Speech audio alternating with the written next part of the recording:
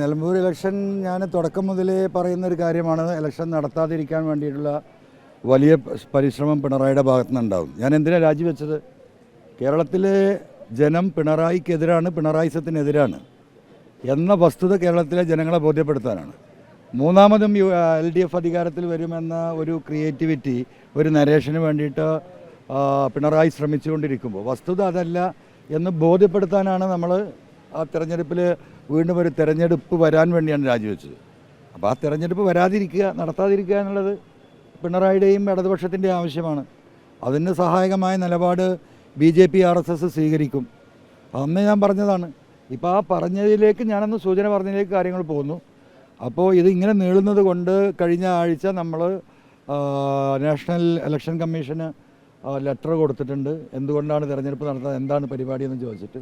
ഇതുവരെ റിപ്ലൈ വന്നിട്ടില്ല. ബഹുമാനപ്പെട്ട ഹൈക്കോടതി ഇപ്പോൾ വെക്കേഷനിലാണ്. ഈ 22-ാം തീയതി റീഓപ്പൺ ചെയ്യും. 25-ാം തീയതിക്കകം കോടതിയെ സമീപിച്ചുകൊണ്ട് ഇലക്ഷൻ കമ്മീഷൻ്റെ ഈ നിലപാട്, എന്താണ് നിലപാട്, ഇലക്ഷൻ നടത്തണമെന്ന ആവശ്യകത കോടതിയിൽ ഉന്നയിക്കും.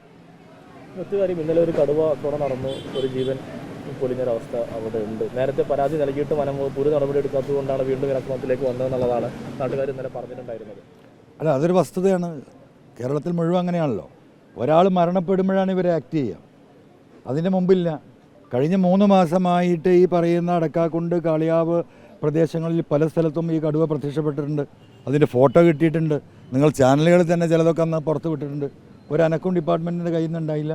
ഇപ്പോൾ ഒരാൾ മരണപ്പെട്ടു, അപ്പോൾ അവർ കൂടും, ഡോക്ടറെയും എഞ്ചിനീയറിംഗ് പോലീസൊക്കെ ആയിട്ട് വരും. അതിലപ്പുറം മനുഷ്യന്മാർക്ക് ഈ ഒരു പ്രതിസന്ധി, ഈ ഒരു ഘട്ടം വരാതിരിക്കാനുള്ള ഒരു നിലപാടും ഈ ഗവൺമെൻറ് നിന്ന് ഇതുവരെ ഉണ്ടായിട്ടില്ല, നാളെയും ഉണ്ടാകില്ല. കേരളത്തിൽ മരിച്ചു വീഴുന്നവന് മരിച്ചു വീഴട്ടെ, അതിന് 5 ലക്ഷത്തിൻ്റെ ചെക്ക് എഴുതി കാത്തിരിക്കുകയാണ്. മരിച്ചവരാരെങ്കിലും ഉണ്ടോ എന്ന് ചോദിക്കുന്ന അവസ്ഥയിലേക്ക് എത്തി നിൽക്കുകയാണ്. ഇത് കേരളത്തിൻ്റെ പൊതുവിഷയമാണ്. മാത്രമല്ല, ഇപ്പോൾ കാർഷിക മേഖല, ഇപ്പോൾ നമുക്കറിയാം, കാർഷിക മേഖല മുഴുവൻ എല്ലാ മേഖലയും തകർന്നിരിക്കുകയാണ്. ആകെ ജനം പിടിച്ചു നിൽക്കുന്നത് റബ്ബർ കൊണ്ടാണ്. ആ റബ്ബർ ടാപ്പ് ചെയ്യുന്ന തൊഴിലാളിയാണ് ഇപ്പോൾ മരിച്ചിട്ടുള്ളത്.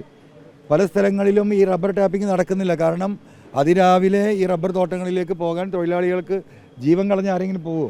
ആകെ പോയാൽ കിട്ടാനൊരു 500 രൂപയാണ്.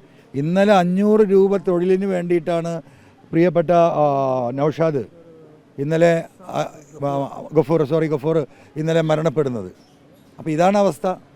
അപ്പോൾ ഇത് മനുഷ്യൻ്റെ നിത്യജീവിതത്തെ കൂടി ബാധിക്കുന്ന അവസ്ഥയായിട്ടുണ്ട്. അതിൽ ഗവൺമെൻറ് എടുക്കുന്ന നിലപാട് നിസ്സഹായരായി നോക്കി നിൽക്കാനേ നമുക്ക് സാധിക്കുന്നുള്ളൂ.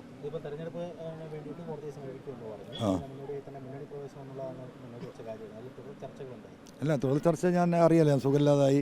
അന്നത്തെ 2-ാം തീയതി നടന്ന UDF യോഗത്തിൽ UDF ചെയർമാൻ എന്ന നിലയ്ക്ക് ബഹുമാനപ്പെട്ട VD സതീശനെയുള്ള ചുമതലപ്പെടുത്തിയിരിക്കും. അടുത്ത ദിവസം ഞങ്ങൾ സംസാരിക്കും. അത്രേ ഉള്ളൂ. അതിൽ വേറെ പ്രശ്നങ്ങളൊന്നുമില്ല.